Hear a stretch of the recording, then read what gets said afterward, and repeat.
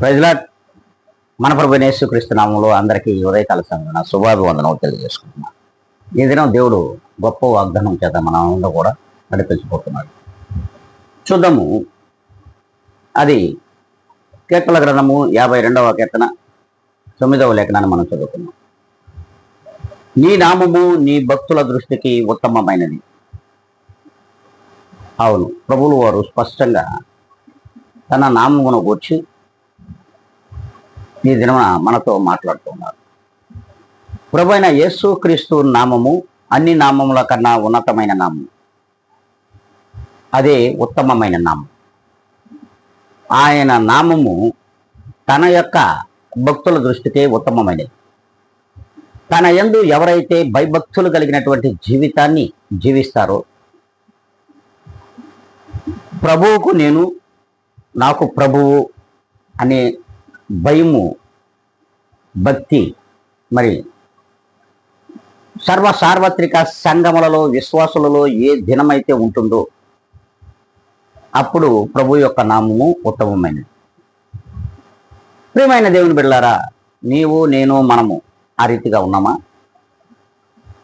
ఆయన నామమును ఉత్తమమైనదిగా మనం కీర్తించగలుగుతున్నామా? మరి అట్టి భక్తులుగా ఆ నామమునకు మనం ఉన్నామా? ఒక్కసారి ఆలోచించాలి. చూడండి, మరి అట్టి దేవుని యొక్క నామమునకు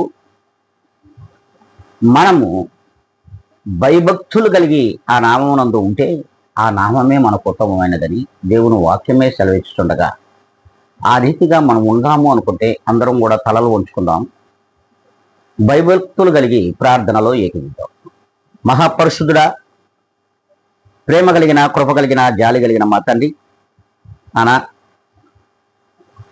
నీ నామము నీ యొక్క భక్తుల దృష్టికి ఉత్తమమైనదని నీ వాక్యము సెలవిచ్చుచున్నది. ఆ రీతిగా ఈ లోకములోని సర్వ జనాంగము, సర్వ ప్రజలు, సార్వత్రిక సంఘములలో విశ్వాసులందరూ కూడా భయభక్తులు కలిగి మీ నామమును స్మరించే ఆ కృపను ప్రతి ఒక్కరికి దయచేయమని, ఆ ప్రేమతో ప్రతి ఒక్కరిని నైనా మీ నామం వైపు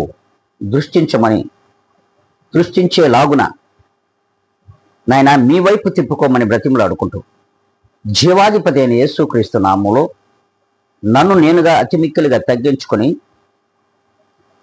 అడిగి వేడుకొని ప్రార్థిస్తున్నాను మా ప్రియ గొప్ప పరలోక తండ్రి. ఆమేన్.